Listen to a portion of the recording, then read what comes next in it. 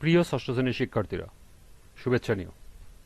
আজকে আমি তোমাদের গণিত বিষয়ের নতুন বই থেকে দ্বিতীয় অধ্যায় অনুশীলনী 2.2 থেকে 9 এবং 10 নম্বর অঙ্কের সমাধান করে দেব। প্রথমে তোমাদের বলবো, যারা আমার চ্যানেলটি সাবস্ক্রাইব করো নাই তারা আমার চ্যানেলটি সাবস্ক্রাইব করবে এবং আমার সাথে থাকবে। তাহলে চলো আমরা ক্লাস শুরু করি। অনুশীলনী 2.2 9 নম্বর অঙ্ক। একটি শ্রেণীতে 200 জন শিক্ষার্থীর মধ্যে 5% অনুপস্থিত ছিল। কতজন শিক্ষার্থী উপস্থিত ছিল? অর্থাৎ একজন স্কুলের 200 জন শিক্ষার্থীর মধ্যে 5% অনুপস্থিত থাকলে উপস্থিত শিক্ষার্থীর সংখ্যা কত, সেটা আমাদেরকে বের করতে হবে। চলো এখন আমরা এর সমাধান দেখি। শ্রেণীতে মোট শিক্ষার্থী হলো 200 জন, এটা আমাদের দেয়া আছে। আবার অনুপস্থিত শিক্ষার্থী হলো 200 জনের 5%, এটাও দেওয়া আছে। তাহলে 200 জন এর মানে 200 জন এর 5% মানে 5 গুণন পার্সেন্ট মানে 1/100, এটা আমরা জানি। তাহলে 5 দিয়ে যদি আমরা 100-কে কাটি, 5-20 100, অর্থাৎ 200 এর 1/20 জন। আমরা 20 দিয়ে আবার 200 কাটতে পারি, তাহলে আসে 10। 10 দিয়ে 1 গুণ করলে 10 জন, অর্থাৎ অনুপস্থিত শিক্ষার্থীর সংখ্যা ছিল 10 জন।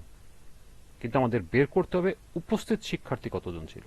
তাহলে আমাদের মোট শিক্ষার্থী থেকে অনুপস্থিত শিক্ষার্থী বিয়োগ দিলে উপস্থিত শিক্ষার্থী বের হয়ে যাবে।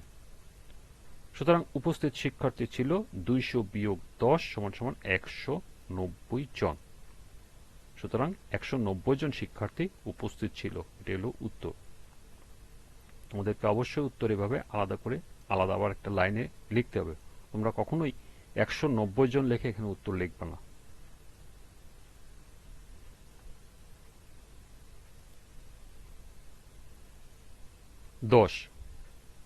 জাহেদ 10% কমিশনে একটি বই ক্রয় করে দোকানিকে 180 টাকা দিল। বইটির প্রকৃত মূল্য কত?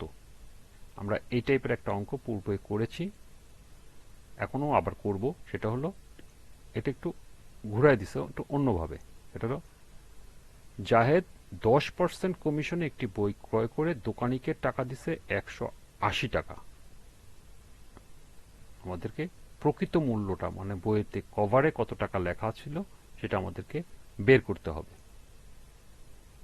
তো চলো এখন এর সমাধান দেখি।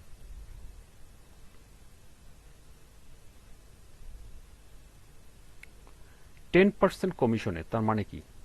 প্রকৃত মূল্য যদি 100 টাকা হয়, বিক্রয় মূল্য হবে, মানে কভারে যদি 100 টাকা লেখা থাকে, বিক্রয় মূল্য কত হবে?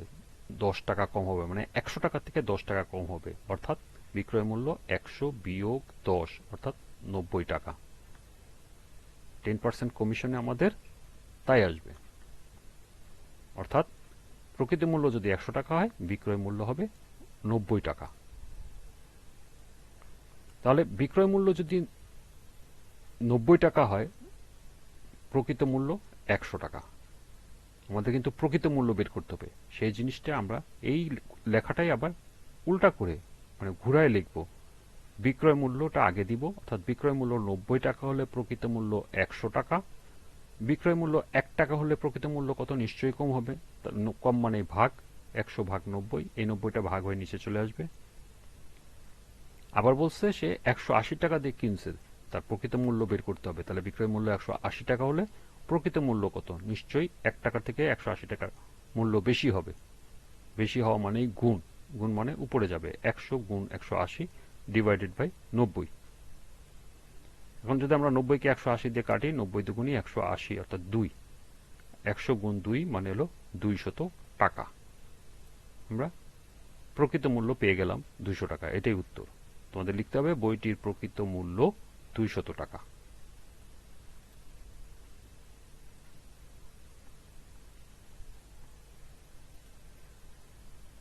এই ছিল দ্বিতীয় অধ্যায়ের অনুশীলনী 2.2 এর 9 এবং 10 নম্বর অঙ্কের সমাধান।